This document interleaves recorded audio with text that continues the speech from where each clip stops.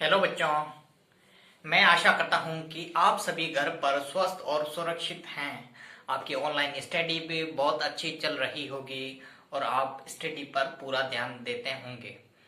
तो बच्चों, आपको पता है कि क्लास 9 का जो चैप्टर है अभी न्यू सिलेबस आया, उसमें से पहले तो चैप्टर क्या था, वैदिक मैथ थी।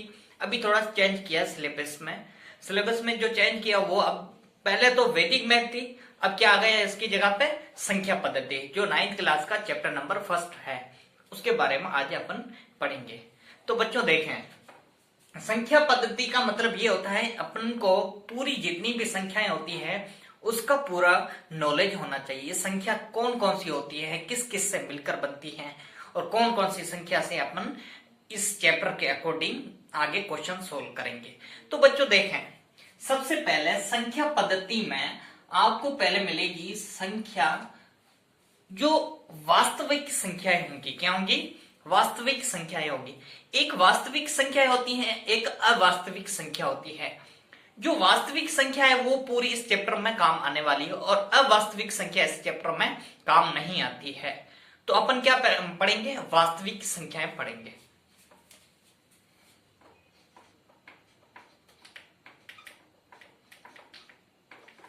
वास्तविक संख्या, वास्तविक जो संख्याएं होती है उसके बारे में पढ़ेंगे। तो वास्तविक संख्या दो प्रकार की होती है। कौन कौन सी होती है? एक परिमेय संख्या होती है वास्तविक संख्या, एक अपरिमेय संख्या होती है वास्तविक संख्या। तो दो परिमेय संख्याएं होती है वास्तविक।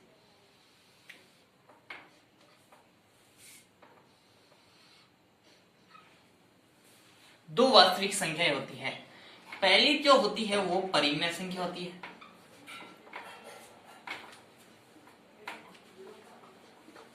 जो दूसरी होती है वो अपरिमेय होती है।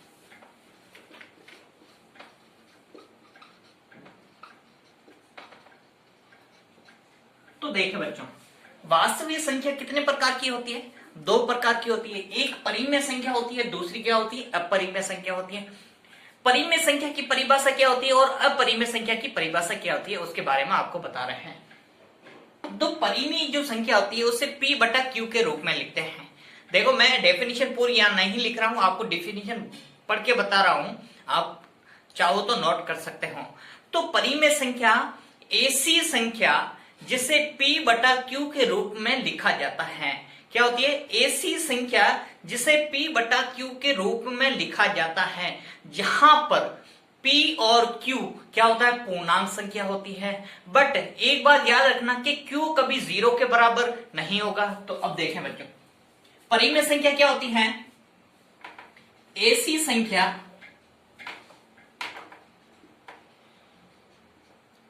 जिसे P बटा Q के रूप में लिखा जाता है।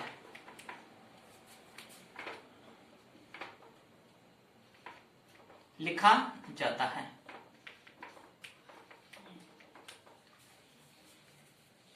P बटा Q के रूप में लिखा जाता है। अब P बटा Q जो होता है, P और Q क्या है?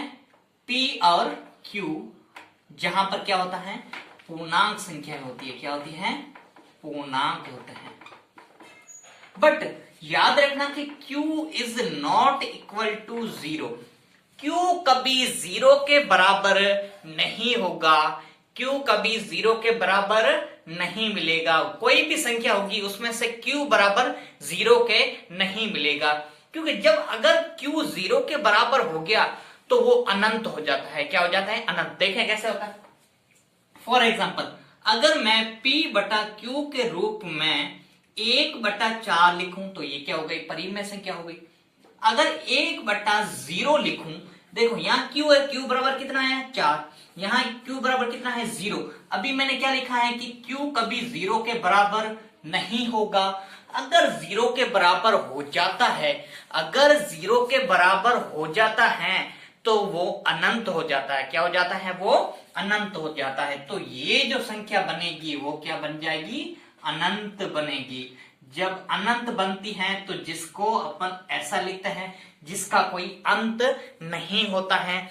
तो इसमें से Q कभी 0 के बराबर नहीं होगा, क्योंकि अगर Q 0 के बराबर आ गया तो आंसर उसका अनंत आ जाएगा। इसीलिए अपन क्या लिखते हैं, Q is not equal to 0। Clear है बच्चों, यहां तक कोई डाउट? वेरी गुड बच्चों। तो देखें, P और Q क्या होते हैं, पूर्णांक होते हैं। पूर्णांक के बारे में बताऊंगा। अब इसमें अपरिमेय देखें, वह संख्या जिससे P बटा Q के रूप में नहीं लिखा जाता है,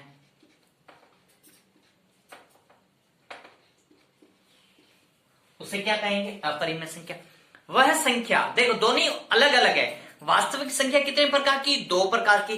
पहली संख्या क्या होती है, परिमेय संख्या। दूसरी क्या होती है, अपरिमेय संख्या। परिमेय संख्या ऐसी संख्या है जिसे P बटा Q के रूप में लिखा जाता है। P और Q क्या होता है, पूर्णांक होता है। पर अपरिमेय संख्या देखो क्या होती है, वह संख्या जिसे P बटा Q के रूप में नहीं लिखा जाता है उसे क्या कहेंगे, अपरिमेय संख्या बोलते हैं। अपरिमेय संख्या के उदाहरण क्या होते हैं और परिमेय संख्या के उदाहरण क्या होता है, देखें बच्चों। परिमेय संख्या में जैसे मैं कहूं P बटा Q, अभी आपको बताया था मैंने, P बटा Q बराबर में क्या होगा, जैसे 1/4 लिख सकते हैं, 1/3 लिख सकते हैं, 4 भी लिख सकते हैं, 5 भी लिख सकते हैं, 6 भी लिख सकते हैं। उसके माइनस का भी हो सकता है, प्लस का भी हो सकता है। इसके नीचे 4 भी लिख सकते हो, 6 भी लिख सकते हो और 5 भी लिख सकते हो। तो ये सारी क्या होती हैं, परिमेय संख्या। पर अपरिमेय संख्या कौन सी होती है वो देखें। अपरिमेय संख्या वह होती है जिसे P बटा Q के रूप में नहीं लिखते हैं। सबसे पहला उदाहरण जो परिमेय संख्या, अपरिमेय संख्या का होता है वो पहला होता है पाई। क्या होता है, पाई। दूसरा उदाहरण होता है जिसका रूट हल नहीं होता है, अंडर रूट हल नहीं होता है, वो भी क्या होती है, अपरिमेय संख्या होती है। जैसे √3, √5, √7, √11, √8, ऐसी जितनी भी संख्या होती हैं जिसका रूट हल नहीं होता है, जिसको अपन रूट में खोल के बाद नहीं लिख सकते हैं, हमेशा रूट में ही लिखेंगे, तो उसे क्या बोलेंगे, अपरिमेय संख्या। और परिमेय संख्या और अपरिमेय संख्या में 2-3 बातें और भी समझने जैसी है। देखें, सबसे पहले अपरिमेय संख्या, अगर मैं 1/3 को 1 में डिवाइड करूं तो मेरे पास आंसर आ गया 0.3, 0.33 आएगा। ऐसे ऐसे डॉट डॉट चलता रहेगा। जब 0.333 चलता रहा है तो ये सारी संख्याएं क्या है, समान संख्या है। पॉइंट के बाद चलता रहेगा, क्या करेगा, चलता रहेगा। बट इसमें देखें, अगर मेरे पास इसमें से किसी संख्या का डिवाइड करें तो उसमें से जो अंक तो चलते रहेंगे लेकिन रिपीट नहीं होंगे। जैसे 0.10, 100, 1000, 10,000, ऐसे ये चलती रहेगी संख्या। बट जो सेम अंक है वो वापस से रिपीट नहीं होंगे। जैसे यहाँ 10 है, यहाँ 100 है, यहाँ 1000 है, यहाँ 10,000 है, ऐसे चल रही। यहां पर देखें 0.33333 चल रही है। तो अपन इसमें तो क्या कहेंगे, अनावर्ती। क्या कहेंगे, अनावर्ती। अनावर्ती का मतलब होता है संख्या तो रिपीट तो हो रही है लेकिन अनावर्ती है, मतलब आवर्ती नहीं है। तो क्या लिखेंगे, यहां अनावर्ती लिख दे सकते हैं।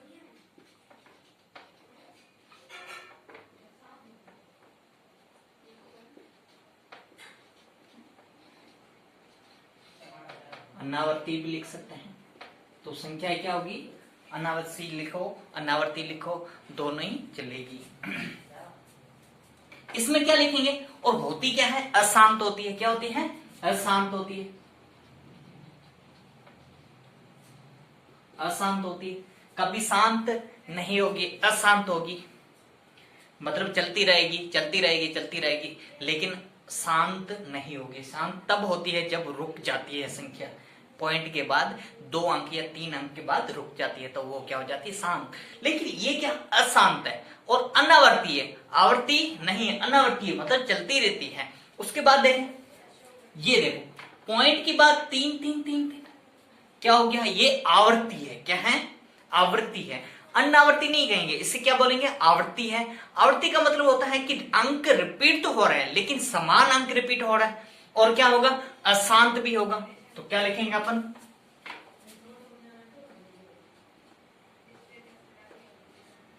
क्या लिखेंगे, आवृत्ति है। और क्या लिखेंगे अपन इसमें, अशांत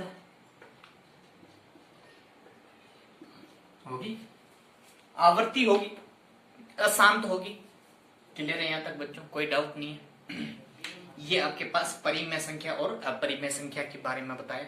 अब परिमेय संख्या में 3 बातें थी और याद रखनी है जो आपके लिए बेसिक बहुत जरूरी है इसमें। तो वो कौन सी होती है, देखें परिमेय संख्या में 3 बातें और याद रखनी जो होती हैं। फर्स्ट क्या होती है,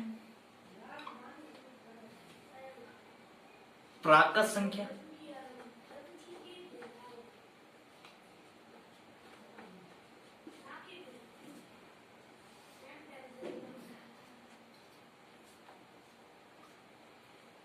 फिर आता है पूर्ण संख्या,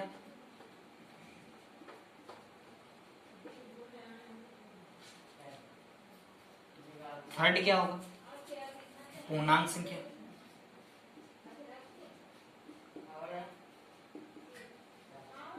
सारी बातें क्लियर हो जाएगी। मैंने क्या लिखा है यहाँ पर, P और Q क्या है, पूर्णांक है, तो यहाँ पर देखो पूर्णांक आ रहा है। अब प्राकृत संख्या क्या होती है उसके बारे में अभी पढ़ते हैं। प्राकृत जो संख्या होती है वो कहां से स्टार्ट होती है, 1 से स्टार्ट होती है। 1 2 3 4 डॉट डॉट कहां तक चलती है, अनंत तक चलती है। चलती है या नहीं चलती है। अगर इसमें मैं 0 की बात करूं, अगर परिमेय संख्या में 0 की बात करूं, इसके नीचे 1 लगाऊं, तब भी ये क्या बनेगी, परिमेय संख्या बनेगी। 0 खुद भी एक क्या होती है, परिमेय संख्या होती है। दूसरी बात याद रखें बच्चों, पूर्ण संख्या क्या होती है, अगर मैं इस प्राकृत संख्या के साथ आगे एक 0 लगा दूं तो क्या बन जाती है, पूर्ण संख्या बन। देखो 0 1 2 3 4 5 डॉट डॉट कहां तक चला है, अनंत तक चला है। अब पूर्णांक क्या होता है उसके बारे में पढ़ना है। पूर्णांक बहुत डिफिकल्ट है लेकिन इसमें दोनों ही संख्याएं आएंगी। देखो यहां तो मेरे पास 0 1 2 3 4 डॉट डॉट कहां तक, अनंत तक। यहां माइनस का 1 माइनस का 2 माइनस का 3 डॉट डॉट कहां तक, अनंत तक। अब इसमें से 2 बातें याद रखनी है आपको, एक राइट हैंड साइड भी होता है, एक लेफ्ट हैंड साइड भी होता है। राइट हैंड साइड भी होता है और क्या होता है, लेफ्ट हैंड साइड भी होता है। तो देखें बच्चों, तो क्या होती है संख्याएं, देखें अगर प्राकृत संख्या की बात करें तो इसकी डेफिनेशन मतलब परिभाषा क्या बनती है। प्राकृत संख्या की बात करें तो प्राकृत संख्या उस संख्या को कहते हैं जिनसे वस्तुओं की गणना की जाती है। जैसे मैं कहूं आपको, आपकी क्लास में टोटल 20 स्टूडेंट है, मैं कहूं कि आप काउंटिंग करके आओ बच्चों की, तो काउंटिंग कहां से स्टार्ट करोगे, 1 से स्टार्ट करोगे, 1 2 3 4 5 6 7 ऐसे करके 20 तक करोगे। तो प्राकृत संख्या हमेशा क्या होती है, जो 1 से स्टार्ट होती है। कहां से स्टार्ट होती है, 1 से, जो लिखा मैंने 1 2 3 4 अनंत तक होती है। उसके बाद होता है पूर्ण संख्या। अगर प्राकृत संख्या में 0 में सम्मिलित करूं, क्या करूं, 0 सम्मिलित करूं, तो वो मेरे पास क्या बन जाती है, पूर्ण संख्या बन जाती है। क्या है, ऐसी संख्या जो 0 से प्रारंभ होकर अनंत तक चलती है उसे क्या कहेंगे, पूर्ण संख्या बोलेंगे। अब आती है पूर्णांक संख्या। अब पूर्णांक संख्या में प्राकृत संख्या भी आएगी और पूर्ण संख्या भी आएगी। देखो जीरो से इस तरफ देखें, जीरो से इस तरफ देखें या जीरो को साथ में लें तो ये सारी क्या है मेरे पास पूर्ण संख्या। देखो 0 1 2 3 4 5 ये क्या है पूर्ण संख्या, जीरो से ये पूर्ण संख्या होगी। अब यहां से देखो -1 -2 -3 ये सारी क्या है माइनस की प्राकृत संख्या, क्या हो जाएगी माइनस की प्राकृत संख्या। तो जीरो से इस तरफ तो चलते हैं अपन और इस तरफ भी चलते हैं, याद रखें बच्चों। यहां तो सारी क्या होगी प्लस की संख्या और यहां किसकी होगी माइनस की संख्याएं होगी। क्लियर है बच्चों, यहां तो कोई डाउट नहीं है। ये आपको बात सारा डेफिनेशन और आपको ये बेसिक पूरा क्लियर लर्न करना है। इससे आगे मैं आपको एक्सरसाइज स्टार्ट करवाता हूं। ओके बच्चों, गुड बाय।